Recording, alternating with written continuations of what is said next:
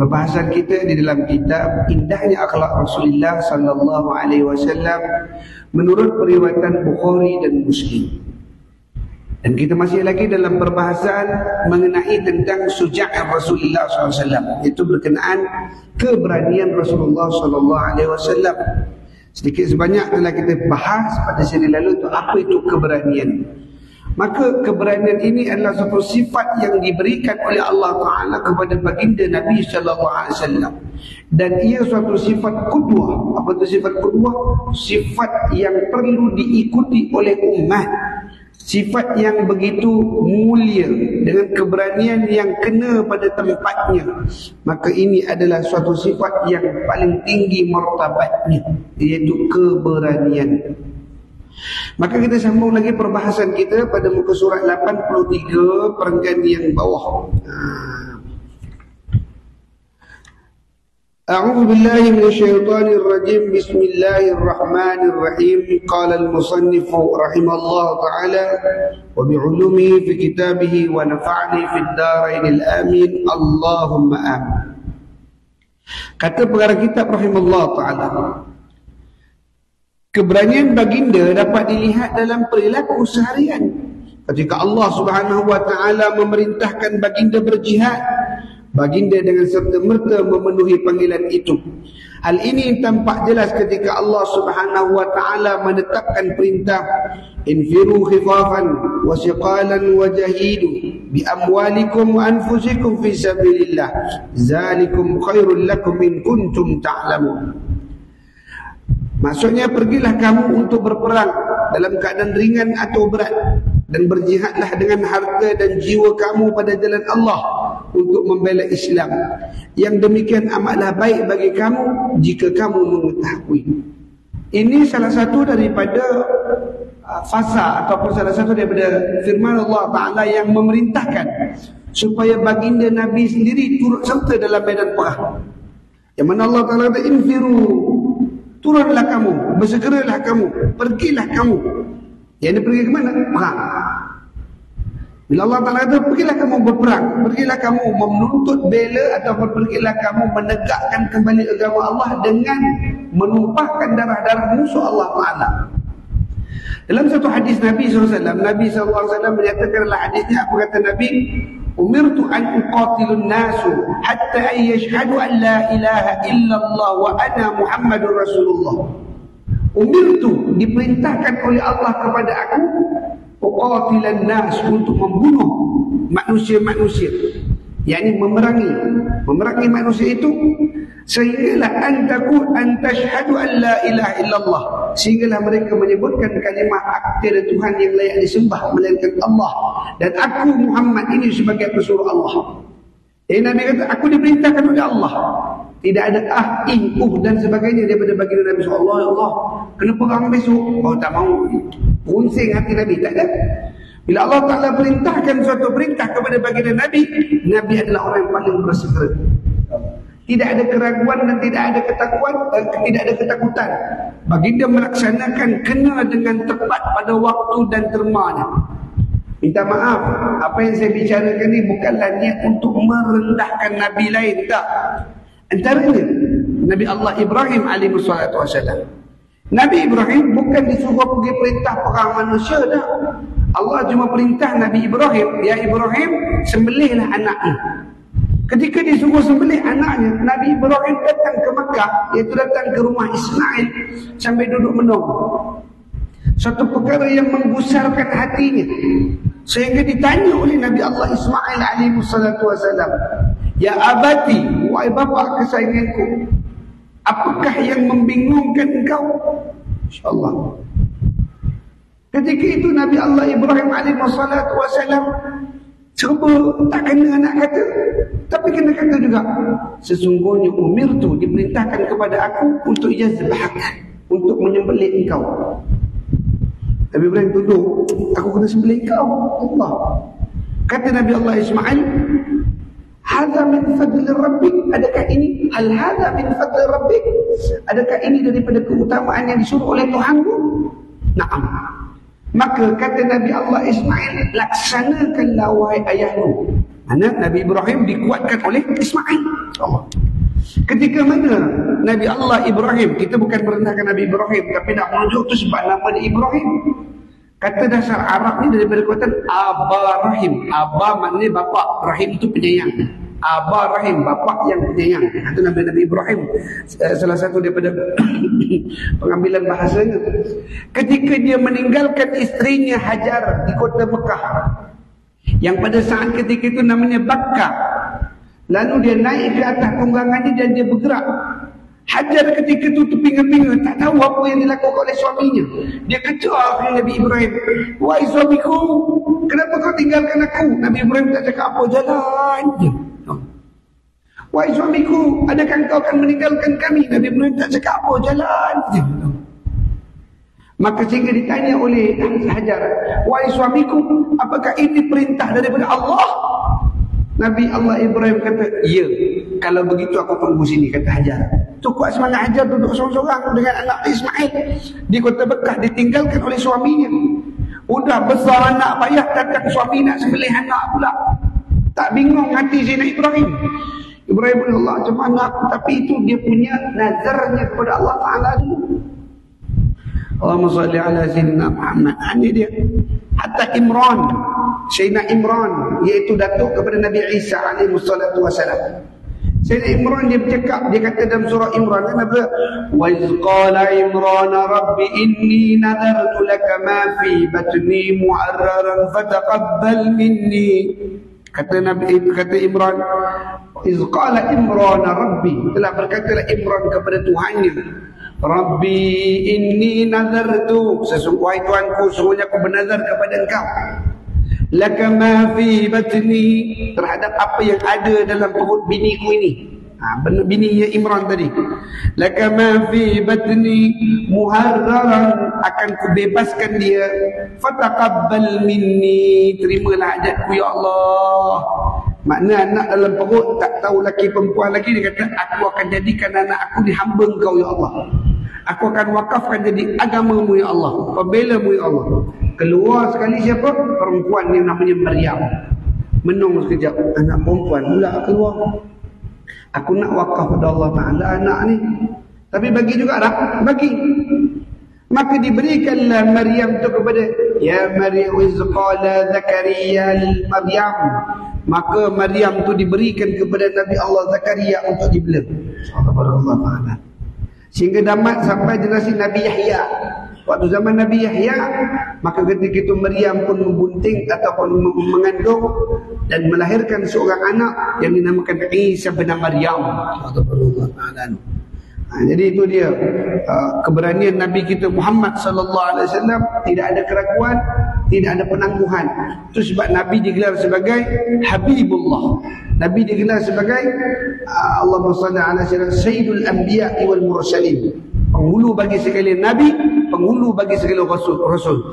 Kerana dia menjadi contoh kepada nabi-nabi yang lain, walaupun dia nabi yang terkemudian, tapi telah digambarkan oleh Allah Ta'ala tentang keberanian dan juga kehebatan Muhammad kepada nabi-nabi yang terdahulu. Ini hebatnya Nabi kita Muhammad sallallahu alaihi wasallam. Pergilah kamu dalam keadaan ringan, iaitu kamu turut serta saja pun tak apa, ataupun dalam keadaan berat, iaitu kamu sendiri menumpahkan darah. Tapi apa yang dibuat oleh baginda Nabi SAW, Nabi akan membuat perkara yang lebih mendapat keutamaan. Ini baginda sallallahu alaihi wasallam. Dan berjihadlah dengan harta dan dirimu. Untuk apa? Untuk membela agama Allah Subhanahu wa taala, iaitu Islam. Li kalimatil ulya. Maka demikian itu adalah lebih baik bagi kamu jika kamu mengetahui. Itulah nanti nak cerita orang mati syahid ni punya perjalanan. Ya, kita pernah cerita kisah ni.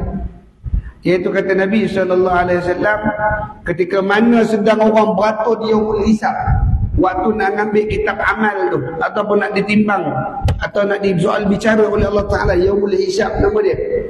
Mereka pun beratur menunggu penggiliran serupa mahkamah lah. Kita pergi mahkamah, duduk depan mahkamah sehingga dipanggil. Penama-penama ni boleh masuk ke dalam bilik magistrate. InsyaAllah masuk. InsyaAllah. Dipanggil satu-satu. InsyaAllah. Begitulah perumpamaan. Kita punya perumpamaan. Kita tak kata macam itulah hisab, tapi kita kata itulah perumpamaan. Dipanggil seorang-seorang dalam keadaan mereka beratur, debar menunggukan saat bicara kes-kes mereka ketika di dunia. Tiba-tiba ada satu jenis kelompok manusia berjalan di tepi mereka. Yang Nabi SAW mengatakan, maka jalanlah mereka ala suyufum, bahu mereka membawa pedang-pedang, dan badan mereka dipenuhi dima'ahum, badan mereka penuh dengan darah-darah. Lalu mereka ni tak kena dengan hisab tadi, melintas saja. Orang yang beratur tadi confuse. Siapa mereka apa boleh lepas ni? Macam mana mereka boleh lepas? Masyaallah tabarakallah taala. Maka ketika itu ditanya kepada malaikat, ya malaikat, man haula'i, wahai malaikat, siapakah mereka itu? Kenapa mereka boleh lepas? Mereka tak kena hisab. Kata malaikat, mana tu yang melintas bawa pedang, baju berdarah tu, insya-Allah. Apa kata dia malaikat? Hum asyuhada'u ahya'u marzukin. Mereka itulah para syuhada yang dulu ketika hidup di dunia direzekikan Allah mati syahid. Untungnya dia orang mati syahid, tak kena hisab. Itulah hadis kata apa? Lakum in kuntum ta'lamun. Sesungguhnya khairul lakum, dzalikum khairul lakum in kuntum ta'lamun. Sesungguhnya dengan mati syahid itu lebih baik bagi kamu kalau kamu tahu tentang kesudahannya nanti. Walal akhiratu khairul laka minal ula. Walal akhir, dan yang pengakhir nanti itu, ganjaran akhir itu, laka minal ula, khairu, lebih baik, laka minal ula, daripada apa yang kamu dapat pada ketika awal ini. Kata Allah Ta'ala. Jadi itu sebab Nabi SAW tahu, innaka la tukhliful mi'ad, yang Allah Ta'ala itu tak pernah mungkir janji. Aku raut ataupun aku ambil janji-janji Allah Subhanahu wa Ta'ala. Baik. Selain itu banyak ayat-ayat Al-Quran yang isinya mendorong umat Islam supaya selalu bersemangat membela agama dan memberi janji bahawa pertolongan akan datang apabila umat Islam disakiti oleh musuh-musuhnya. InsyaAllah. Siapa yang nak bela agama Islam kalau bukan orang Islam? Siapa yang akan pertahankan orang Islam kalau bukan orang Islam? Bangsa mana yang kita harap, ataupun agama mana yang kita harapkan dia akan membela Islam? Kata Allah Ta'ala. Orang Yahudi akan tolong Islam, Ustaz, sebab Yahudi tu hampir-hampir ke Islam, kata dia. Allah. Tidak. Ustaz, orang Sing akan tolong kita, Ustaz. Kenapa? Sebab dia pun pakai serban macam kita, Ustaz. Tidak. Islam tu hanya dapat ditegakkan oleh orang Islam sendiri. Allah.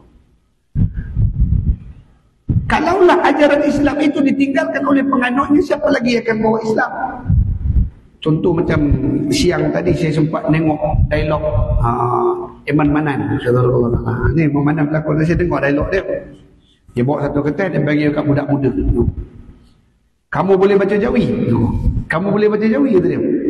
Ini pun biasa di sekitar kita pun ada gitu. Boleh baca Jawi? Oh, saya tak boleh baca Jawi, kata dia, masya-Allah. Tak boleh baca Jawi, kata dia. Mana kamu tak boleh baca Quran? Kamu tak kerti baca Quran? Siapa yang nak jaga baca Quran? Oh, dia marah kawan tu. Terkebil kawan tu dengar Imam Manam cakap. InsyaAllah ta'ala. Ya betul. Kalau Jawi tak baca, mana Quran tak pernah baca ke? Ada seolah-olah begitulah. Kalau Jawi kamu tak boleh baca, iaitu Jawi itu tadi, tidaklah kita kata semuhim Al-Quran itu muhim, itu sepenting Al-Quran. Kalau adalah huruf-huruf Jawi, kamu tahu huruf-huruf Hijaiyah pun kamu tak kenal, bagaimana kamu membaca Al-Quran? Sedangkan kata baginda sallallahu alaihi wasallam, sesungguhnya setiap hati itu ada rohnya. Hati itu dia ada rohnya, kata insyaallah barakallahu taala. Dan kata Nabi sallallahu alaihi wasallam, hati mana yang tidak, diri mana yang tidak ada walaupun sepotong ayat Quran, itu hati dia tak ada sepotong ayat Quran pun, dia itu umpama rumah yang usang ataupun gerima yang menanti pecah. Tempayan dah lapuk diisi air pecah. Rumah udah kata orang berak, udah usang, udah nak roboh, sandal tangan je jatuh, rumah tadi tak kuat dah. Kenapa? Kerana ketiadaan ayat Quran dalam diri dia. Semangat para sahabat jadi berani kerana ada ayat-ayat Al-Quran. iaitu mereka pegang sebagai janji Allah Ta'ala dalam kehidupan kita. Menyahut janji Allah Subhanahu Wa Ta'ala. Ini Masya Allah. Sebab akhirnya nanti kita diserang daripada segenap penjuru sekalipun, selagi orang berpegang dengan Al-Quran, dia selamat. Kata Nabi SAW, taraktu fikum amraini lan tadilluhuma tamassaktum bihima kitab Allah wa sunnatur rasul. Aku tinggalkan kepada kamu dua perkara. Selama mana kamu berpegang kepada keduanya, kamu tidak akan sesat selama-lamanya. Itulah Al-Quran dan sunnahku. Sebesar bapak fitnah sekalipun turun, namanya Dajjal. Dajjal turun ke atas muka bumi, dia tidak akan mampu mengadaptasi ataupun tidak mampu memonopoli orang yang dalam dirinya melazimi suratul Kahfi. Surah Kahfi dia baca. Surah Kahfi itu apa? Ayat Quran. Selamat dia daripada fitnah Dajjal. Orang yang melazimi sebelum daripada tidur, iaitu tabarakalladzi biyadihil mulk, yang baca surah Al-Mulk setiap malam, tidak akan terbeban diri dia atau tidak akan dikenakan padanya azab kubur. Selamat. InsyaAllah. Itu benda besar, itu musibah besar-besar. Ketika mana orang yang sedang sakaratul maut, susah nak mati, datang pada dia baca Yasin, bukan Yasin, baca suratul Dukhan. Ya Allah, dimudahkan dia Allah Ta'ala cabut nyawanya. Apa benda tu? Quran. Bukan awak datang bawa mesin oksigen pergi sedut nyawanya keluar atau vacuum, kata. Ayat Quran yang membantu. Sejak para sahabat rohani mereka jadi berani. Kenapa? Kerana ada berpegang dengan ayat Quran. Tabarakallah ta'ala. Mereka tak tangguh-tangguh. Masya-Allah tabarakallah ta'ala. Selain itu, banyak ayat Al-Quran yang isinya mendorong umat Islam supaya selalu bersemangat membela agama dan memberi janji bahawa pertolongan akan datang bila umat Islam disakiti oleh musuh-musuhnya. Idza jaa nasrullahi wal fath. Idza jaa, akan datang. Idza jaa nasrullah, bantuan daripada Allah, wal fath, sehingga terbukanya kota Mekah. Sahabat nak nunggu Fathul Mekah berapa lama? Nabi daripada umur 40 sampai 60 lebih baru nak dapat buka kota Mekah, 20 tahun lebih. Subhanallah ta'ala. Kita kata lebih 10 tahun untuk buka kota Mekah yang sebenarnya kota tu dah siap dah pun. Bukan datang baru nak susun batu-bata dah. InsyaAllah. Nak buka saja, dapat tawan saja 10 tahun, tapi mereka pegang dengan janji Allah Subhanahu Wa Ta'ala. Ketika perang Khandaq, Nabi ngangkat cangkul, gali lubang, keluar percikan api. Kata Nabi, Parsi akan ditawan. Percik api lagi, Rom akan ditawan. Apakah zaman Nabi ditawan? Tak. Zaman Sayyidina Umar Al-Khattab. Berapa lama dia antara Rasulullah dengan Umar? Tapi sahabat tetap berpegang teguh dengan janji Allah dan Rasul. Antara orang yang pegang janji Rasulullah siapa? Namanya Suraqah bin Malik. Suraqah bin Malik ni siapa dia? Orang yang kejar Nabi Muhammad waktu hijrah. Kan Nabi keluar hijrah, lepas tu ditawarkan 100 ekor unta. Ada satu orang laki-laki ketua kabilah yang dia kejar Muhammad kerana nak dapatkan 100 ekor unta untuk diri dia. Unta tu tersembam, kuda dia tersembam jatuh. Kemudian bangun lagi, kejar lagi, tersembam jatuh. Sehingga dia dah tak mampu nak ngejar dengan angkat tangan. Ya Muhammad, aku surrender. Masya-Allah. Dia kejar Muhammad, tapi dia yang surrender. Ini pelik ni cerita. Masya-Allah. Aku surrender, wahai Muhammad. Masya-Allah. Kemarilah engkau bantu aku berikan jaminan kepada engkau. Datang Nabi SAW, patah balik nak tolong Suraqah bin Malik yang tersepit dengan kuda. Sallallahu ta'ala. Ketika kita kata, ya Rasulullah, jangan tolong dia Rasulullah, jadi bunuh kita. Kata Rasulullah, pergi dia. Rasulullah pergi selamatkan Suraqah bin Malik. Betul kan balik tulang-tulang itu. InsyaAllah ta'ala. Lalu ketika itu Suraqah bin Malik menjanjikan, ya Muhammad, aku menjamin perjalanan engkau di antara kampung aku sehingga hujung Madinah, engkau selamat tanpa dikejar oleh siapa-siapa. Itu sebab cerita dia, bila Nabi SAW keluar daripada Gua Zur, setelah Abu Jahal balik, Abu Lahab balik, adakah Muhammad menghadapi ancaman lagi? Tak ada. Dia duduk bawah jaminan Suraqah bin Malik. InsyaAllah. Ketika itu Nabi janji pada Suraqah, ya Suraqah, sesungguhnya gelang kaki Kaisar Rom akan jadi milik engkau. Rasulullah janji pada waktu tu, Nabi tak buka Madinah lagi. Nabi janji kepada Suraqah, Suraqah, gelang kaki Kaisar Rom akan jadi milik engkau. Subhanallah ta'ala. Ketika Sayyidina Umar tawan Rom, Ketika itu dapat gelang kaki tadi, maka Suraqah bin Malik ni masih hidup datang. Ya Umar, Rasulullah janji gelang kaki ni aku punya. Diberi oleh Sayyidina Umar gelang kaki kepada Allah SWT, kepada Suraqah bin Malik. Maknanya dalam perjalanan nak sampai tawan Rom tu, sebelum buka Madinah, Nabi dah nampak dah yang Rom akan datang bertangan orang Islam. Subhanallah Ta'ala. Dan para sahabat bersungguh-sungguh berjuang kerana mereka pegang janji Rasulullah SAW. Itu hebat. Pertolongan ini adalah semata-mata anugerah daripada Allah. Tu perang Khandaq. Macam mana nak lawan 10,000 orang United Arab yang datang menyerang Madinah, yang penduduknya pada Badar hari itu pun turun 313 orang saja. Pada Badar 313 orang. Pada Uhud naik sedikit daripada jumlah 313, naik meningkat sedikit. Tapi masih lagi belum dapat mencapai angka 5,000, tak dapat. Tiba-tiba pada perang yang ketiga datang pula 10,000 orang United Arab serang kota Mekah, serang kota Madinah. Tak boleh buat apa, gali parit sekelilingnya. Siapa yang membinasakan 10,000 tentera tu? Allah hantar bantuan dengan datangnya para malaikat, datangnya ribut bencana, membadai seluruh orang-orang kafir dari Arab United tadi. Tersungkur mereka, terkontang-kanting, tertambus di dalam tanah. Bantuan Allah ini kita panggil sebagai nasrul istiyyah. Apa dia? Bantuan yang tak disangka-sangka. Allah. Kita tak sangka pun, tak tahu tengah susah ada jalan keluar, tengah susah ada jalan keluar. Jalan keluar tu pula bukan jalan keluar yang ada dalam planning kita, jalan tak disangka-sangka. Itu namanya hissiyah. Baik. Dan sebuah ayat yang ditunjukkan kepada semua umat Islam. Allah Subhanahu wa taala berfirman, yang maksudnya, wahai orang yang beriman, apabila kamu bertemu dengan orang kafir yang sedang menyerang, maka janganlah kamu berpaling daripada menentang mereka. Dan sesiapa berpaling daripada menentang mereka pada ketika itu, kecuali ia bergerak ke arah lain peperangan atau hendak menyatukan diri dengan pasukan lain, maka sesungguhnya ia tetaplah mendapat kemurkaan Allah, dan tempatnya ialah neraka Jahannam, seburuk-buruk tempat kembali. Ini ada 3 perkara.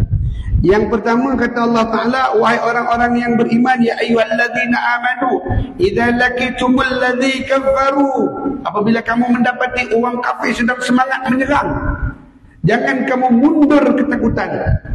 Insya-Allah. Maka jangan kamu berpaling daripada menentang mereka, lawan balik. Walaupun katanya kamu akan mati, tak apa, lawan balik, kata Allah SWT.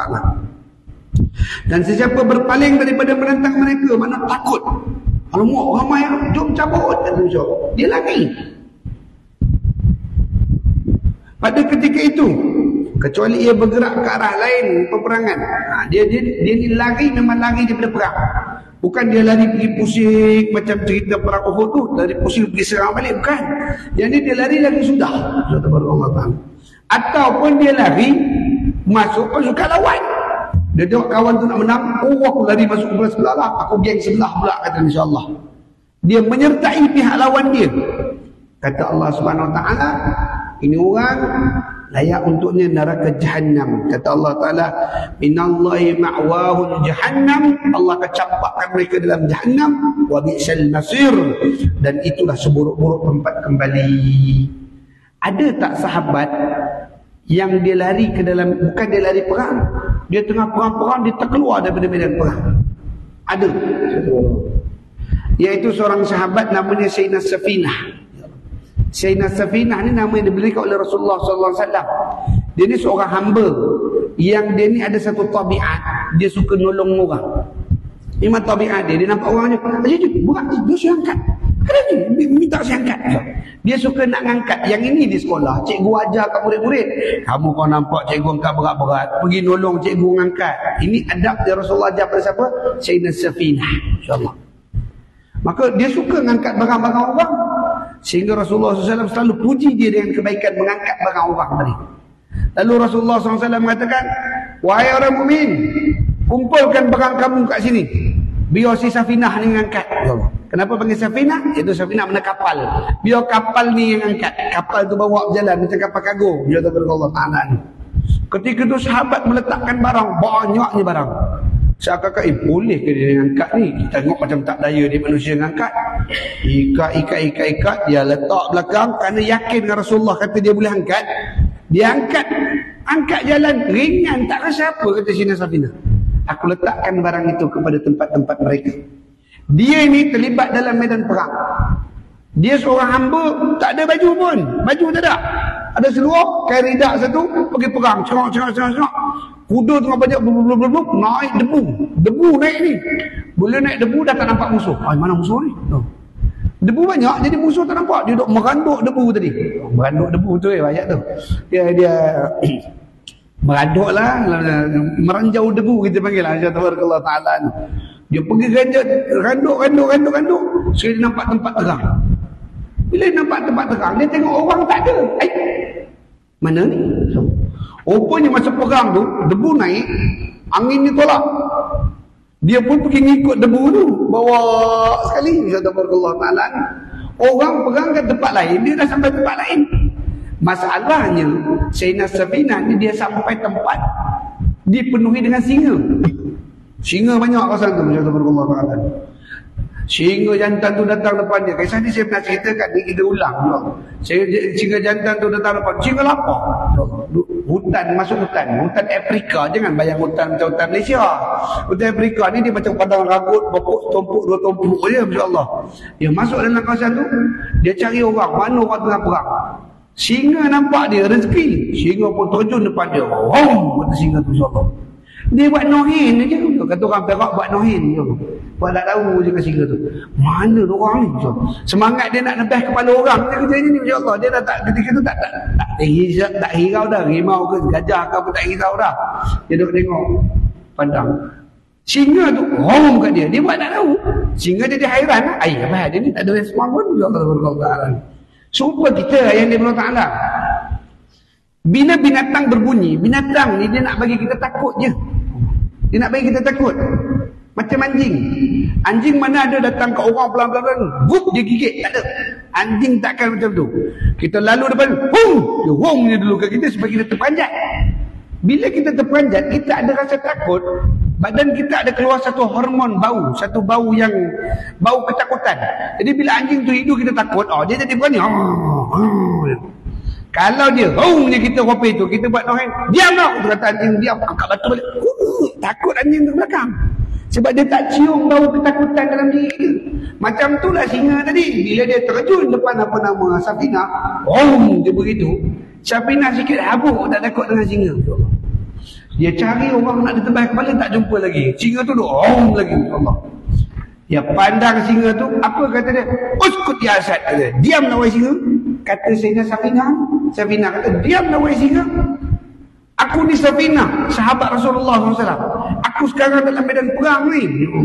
Tapi mana semua orang pergi? Dia bercakap dengan singa. Waktu ketika itu, singa tu macam faham pula. Tak cakap apa singa tu. Lepas tu singa tu datang ke sebelah Sayyidina Safinah, bagi isyarat suruh naik belakang Sayyidina Safinah. So naik belakang singa tu lah. Sayyidina Safinah pun naik belakang singa.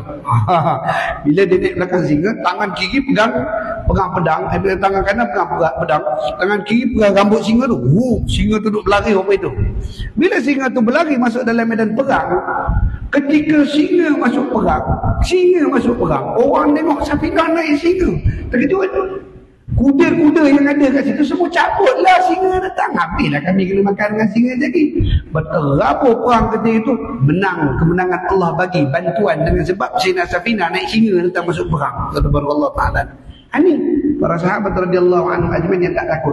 Itu sebab orang Arab sekarang dia nak buat gentle. Dia kata kami ni ada upaya macam Sayyidina Safinah.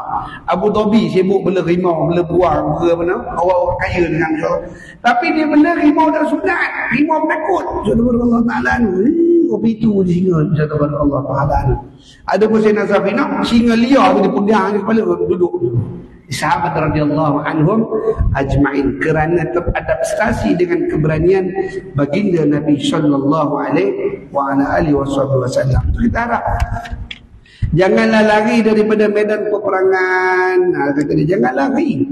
Kalau kamu terkeluar, kamu rasa, oh, selamat aku punya, Tuhan nak selamatkan aku. Tak, bukan itu ciri-ciri sahabat Rasulullah SAW. Mereka kalau terkeluar, mereka cari jalan masuk balik. Macam mana nak masuk? Allah. Ada yang pergi perang, balik hidup, tak ada luka, malu nak balik. Padahal itu kita kata hebatlah, gagah, luka sebutir pun tak ada. Tapi dia pun malu kerana tidak ada bukti. Bukti apa kita sebut? Bukti mereka berperang dengan bersungguh-sungguh.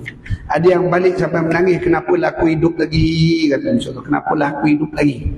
Ada sebab kata Nabi SAW, kata Allah SWT, orang yang lari daripada medan perang atau orang yang menyembunyikan diri daripada peperangan, dia tak balik.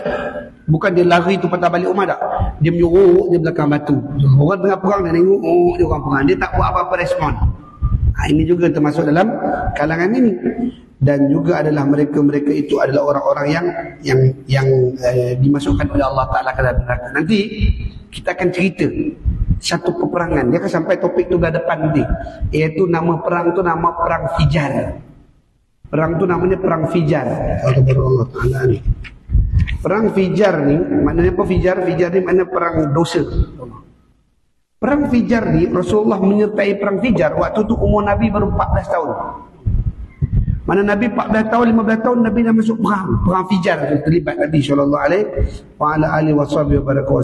InsyaAllah.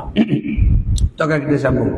Baik, keberanian Rasulullah SAW tidak hanya berkisar pada hal-hal dan situasi tertentu. Keberanian baginda mencakupi segala sesuatu di dalam pelbagai keadaan. Nabi berani bukan dalam perang je.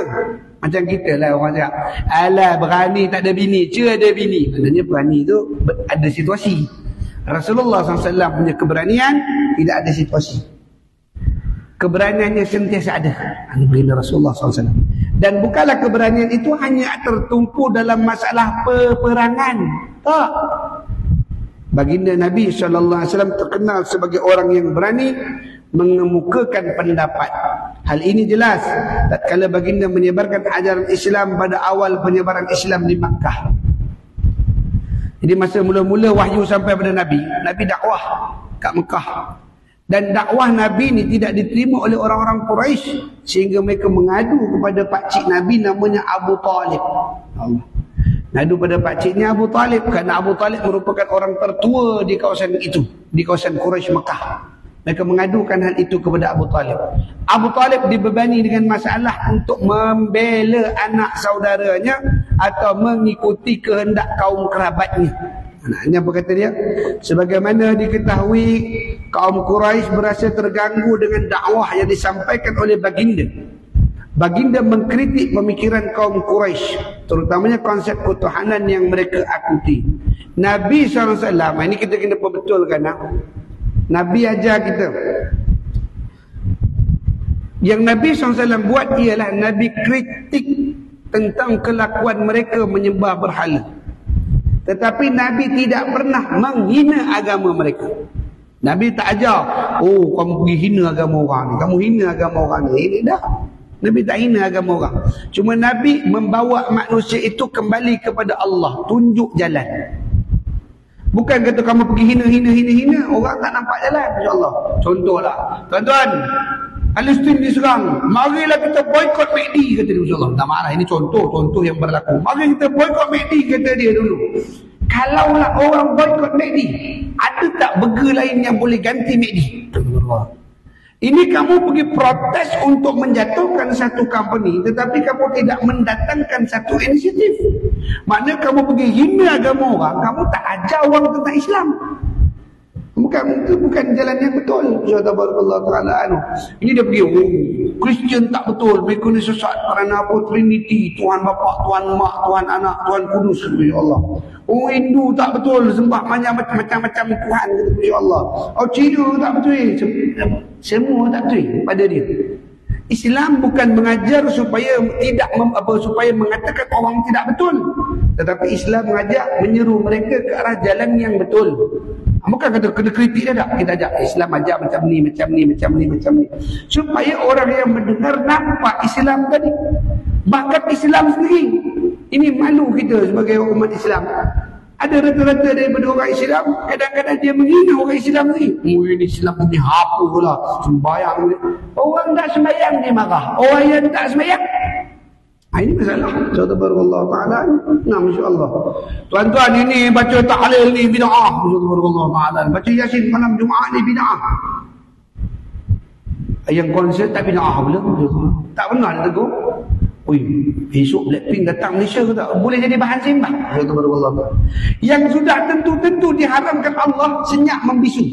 Sedangkan barang yang orang berikhtiar untuk mendapat rahmat Allah, orang ikhtiar.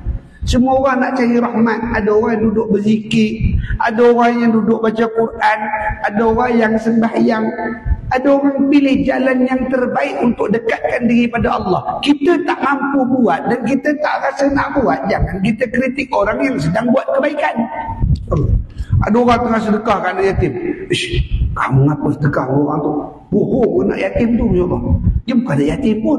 Kita pula ngatur dia jangan sedekah, padahal dia dah buat kebaikan. Kalau dia bukan anak yatim sekalipun, dia penipu sekalipun, itu dia dengan Allah Ta'ala. Adapun ketika dia meminta dengan kita, ada urusan kita dengan dia. Kalau Tuhan tanya, aku bagi rezeki kepada kamu, kemudian ada orang datang meminta kepada kamu, kamu bagi tak? Sedangkan aku sebut dalam Quran, infiqu ma razaqnakum, infakkanlah, berikanlah sedikit daripada harta yang telah atau rezeki yang telah kuberikan kepada kamu. Sehingga kamu sebutkan, fa amma bi ni'mati rabbika fahaddis. Fa amma, maka adapun bi ni'mati, dengan segala nikmat yang Tuhanmu berikan kepada kamu, kamu sebut-sebutkan. Sebut dengan mengatakan faqul alhamdulillah. Ucapan alhamdulillah ni sangat besar. Jangan kita pandang, alah cakap je alhamdulillah, entah hati dia ke tidak kita tak tahu. Betul, memang hati dia kita tak tahu. Hati itu kerja Tuhan. Adapun menyebut alhamdulillah itu saja telah menjadi pemberat timbangan di mizan. Ucapan. Kalau ustaz, dia tu belagak ustaz, tak habis-habis nak cerita pasal anak dia, ya Allah. Anak dia itulah, anak dia inilah, anak dia baguslah, masuk MRSM lah, bapak ada 5A lah apa dah. Bunyi macam sombong. Anak saya, alhamdulillah dapat kerja. Tu jadi pilot. Anak kamu ada, dia kata. Riak betul dia ni bercakap, kata orang berak. Sebenarnya kata ulama, kalaulah ada perkataan alhamdulillah, gugurlah riak tadi daripada dia. Kan alhamdulillah tu jadi. Walaupun sembang besar, alhamdulillah kereta ni 3 juta saya beli tau. Sebab alhamdulillah tadi gugur dia punya riak. Kita tak tahu perkataan dua suku kata dia, alhamdulillahi. Dua suku kata menggugurkan kita daripada melakukan dosa. Siapa nak bagi? Allah Ta'ala. Kalau kita cerita segala kenikmatan atas dunia ni sekalipun ada alhamdulillah, itu maksudnya apa? Iaitulah masuk dalam rukun atau masuk dalam masalah puji. Iaitu apa? Puji hadis ilal hadis. Pujian makhluk kepada makhluk. Bila dia makhluk ni, kereta ni mahal. Kereta makhluk. Dia puji kereta ni mahal. Tapi dengan sebab alhamdulillah, pujian dia tu tadi balik kepada Allah yang menjadikan. Dah jadi pahala. Walaupun bunyinya sombong, kalau dengar dia mengatakan alhamdulillah, maka syukur lagi masih diberi izin oleh Allah Ta'ala mulut dia untuk menyebut alhamdulillah. Ini masya-Allah. Allahumma salli wa sallim ala sayyidina Muhammad. Ini kita nak tekankan bahawa pentingnya mentarbiah diri kita agar berani. Ini hari siapa berani nak menegur? Subhanallah Ta'ala. Kita sedih. Sebagaimana saya sebut, kita terlalu risau dengan penyakit-penyakit zahiriah. Yang dulunya kita kena corona sebagai pandemik dalam negara kita. Tetapi penyakit pandemik rohani paling besar ialah zina. Sekarang zina berleluasa. Dah maaf, ayah dia benar rahmat Allah Ta'ala. 2 hari lepas tak saya, 2 hari lepas atau dalam seminggu yang lepas lah, insyaAllah. Satu pasangan ditangkap berzina di tanah perkuburan tengah malam. Dia ingat kubur tak ada orang pergi. Kubur clear ni, kata Nabi SAW. Padahal kubur jadi tempat mengingat untuk balik akhirat. Kena cekup dua-dua tak berbaju, malu menangis di kubur. Siapa nak kabur? Itu nak kata siapa yang boleh mencegah benda ni? Pendidikan itu bermula daripada sebuah institusi yang namanya keluarga. Keluarga main peranan. Bukan kita hantar ustaz mesti cakap macam ni, tutup guru mesti cakap, tak. Keluarga sendiri. Ini disebut oleh Syekh Allahumma salli ala sayyidina Syekh Muhammad Arsyad bin Abdullah Al-Banjari dalam kitabnya Sabilal Muhtadin li Tafaqquh fi Amriddin pada masalah haid. Dan hendaklah bagi laki-laki mempelajari akan masalah haid bagi dapat diajar kepada isterinya. Dan sekiranya laki-laki itu tidak mampu untuk mempelajarinya kerana kekangan daripada masanya, maka hendaklah dia mengizinkan isterinya untuk pergi belajar benda ni. Sampai tangan tu. Sebab ayat Quran kata, ku anfusakum wa ahlikum nara. Jagalah diri kamu dan ahli keluarga kamu daripada bahan bakar api neraka. Daripada jadi bahan bakar api neraka. Jagalah. Ku anfusakum wa ahlikum nara. Kata Allah Ta'ala. Jadi kita berharap pada Allah, ya Allah, jadikanlah kami orang yang berani dalam bertutur masalah agama. Itu sebab kita kata dalam khatib baca doa. Kan setiap Jumaat kan khatib betul. Allahumma arinal haqqa haqqa warzuqna ittiba'ah. Wa arinal batilan batilan warzuqna ijtinabah. Kata insya-Allah. Allahumma wa Allah, arinal haqqa, tunjukkan yang benar itu haqqan, benar bagi kami. Wa arinal batilan, dan tunjukkan kepada kami jika benda batil, benda salah, batilan sebagai salah kepada kami. Kalau benda itu betul, jadikan pada pandangan kami benda itu betul. Kalau benda itu salah, jadikan pada pandangan kami itu salah. Jangan sampai kita tergolong dalam golongan yang Nabi sebut, akhir zaman nanti umat manusia akan berlaku satu penyakit. Apa penyakit dia? Orang kata jujur dikata penipu, dan orang yang menipu dikata jujur. Dia berlaku, tuan-tuan Allah Ta'ala. Dan manusia tadi tidak mengambil tempat mereka dengan sebenar tempat. Tuan-tuan Allah Ta'ala. Yang layak berbicara ditolak ke tepi, yang lebih popular dipegang. Allah Ta'ala. Hari ini Datuk Mufti cakap keluar fatwa dengan kelayakan dia. Tapi orang lebih dekat influencer cakap. Influencer cakap je dulu. Pegang influencer, Datuk Mufti tak boleh pegang. Bukan kedudukan mereka untuk keluar fatwa. Kami masa di Al-Azhar ni, kalau nak keluar fatwa ni, sekurang-kurang mengaji kena masuk Darul Ifta'. Masuk Darul Ifta' mengaji pengkhususan fatwa dan pemfatwatan. InsyaAllah. Baru ni dalam minggu lepas masih lagi di sana, apa nama, Timbalan Mufti Perak, Datuk Zamri, InsyaAllah. Sekarang masih ada di Mesir untuk membahaskan masalah fatwa. InsyaAllah. Kelayakan, kerana memang bidang dia fatwa. Ini tak mana influencer keluar, ini tak boleh, ini boleh dan tak ini, yang itu kita pegang. Jadi ini akhir zaman. Lagi menakutkan bila Nabi kata akhir zaman nanti umatku ditimpa dengan penyakit. Penyakit apa? Siang harinya mereka berpagi-pagi dengan beriman, berpetang-petang dengan kafir. Kenapa? Pagi tadi elok sembahyang subuh sama-sama, dapat jemaah sama-sama. Petang ni dah kafir. Dah kafir petang ni. Kafir bagaimana boleh jadi kafir? Boleh jadi kafir dengan perwatakannya, kafir dengan gaya lagak dia, kafir dengan tutur bicaranya. InsyaAllah.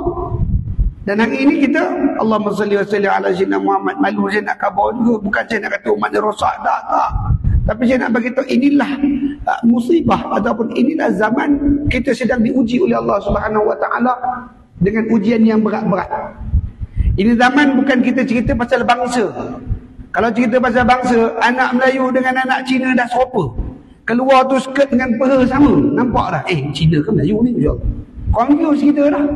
Hak lelaki tu bangga pakai seluar pendek, naik motor pakai kacamata, lengan panjang, seluar pendek, naik Genting Island. Subhanallah. Badan dia kena sejuk, kaki tak sejuk. Subhanallah Ta'ala. Siapa yang nak negur? Kerana kita tak berani dah. Kerana umat Islam dia jadi minoriti. Dia jadi minoriti. Kalau aku cakap kau orang marah aku pula. Dia fikir orang marah dia dulu. Tabarakallah Ta'ala. Itu kita paling risau ayat Nabi Ta'ala. Bila dicabut dalam hati kita keberanian. Benda ni Allah cabut dulu. Allah Ta'ala dia dah cabut ilmu. Kerana alim ulama' dah tak ada. Apa dia cabut lagi? Keberanian, takut. Kata Nabi SAW, umat akhir zaman ini umpama buih di lautan. Maksudnya apa? Banyak. Orang Islam ni banyak. Tapi banyak buih. Plup, plup, plup, plup, plup. Tentuh je meletup.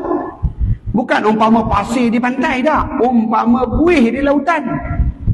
Dan umat Islam itu umpama hidangan yang terhidang di dalam tulang. Mereka dikerumuni oleh kafir-kafir, menyantap makanan itu tadi sehingga dengan rakusnya. Dan apa yang Allah beri pada ketika itu pada orang Islam, Allah timpakan ke atas mereka penyakit namanya wahan. Apa tu wahan? Hubbud dunya wa karahatil maut. Cintakan dunia dan takut pada kematian. Ya Allah. Ini yang Allah uji. Benda berlaku. Tabarakallah ta'ala. Jadi itu sebab hari ini kita berperwatakan hilang budaya Islam. Tak apa Ustaz, pakaian tak ada masalah. Yang penting iman kita bisa tabarakallah ta'ala. Iman itu dia dengan Tuhan. Kita kena ingat hadis Nabi SAW. Nabi kata apa? Nabi sebut, man tashabbaha biqaumin fahuwa minhum. Barang siapa yang menyerupai suatu kaum, maka dia tergolong dalam kaum itu, kata Nabi SAW. Kerana serupa saja, bukan ikut tak. Saya tak kafir Ustaz, tapi saya pakai dia macam kafir, insya-Allah. Man tashabbaha biqaumin fahuwa minhum. Ini kita takut insya-Allah tabarakallah taala. Semoga Allah jaga kita, Allah pelihara kita daripada anasir-anasir dan fitnah yang besar yang menimpa kat diri kita, ahli keluarga kita, anak kita, jiran, tetangga kita. Semoga iman diberikan ketebalan dan diberikan kepada kita muqallibal qulub wal absar, sabbit qulubana ala dini. Walaupun hati kita berbolak-balik, ditetapkan hati kita dalam iman dan takwa. InsyaAllah tabarakallah ta'ala. Jadi sekadar itu saja dulu pada malam mulia ini. Nanti kita akan sambung cerita bagaimana orang kafir Quraisy menyerang Abu Talib, sehingga Abu Talib berasa resah hati untuk menyampaikan kepada Muhammad terhadap serangan yang diberikan oleh kafir Quraisy kepada Abu Talib itu tadi. InsyaAllah tabarakallahu ta'ala anhu. Baik, yang dibunda rahmatullah ta'ala, sebelum kita tangguh pengajian pada malam mulia ini, saya buka ruang soalan kalau ada yang ingin bertanya. Falyatafaddalu ma'ajura.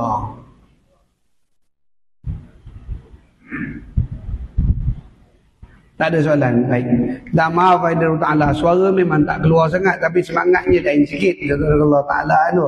Jadi kalau bunyinya sumbang-sumbang sikit tu, ada sangkut-sangkut tu, minta maaf banyak-banyak lah ya Allah Ta'ala.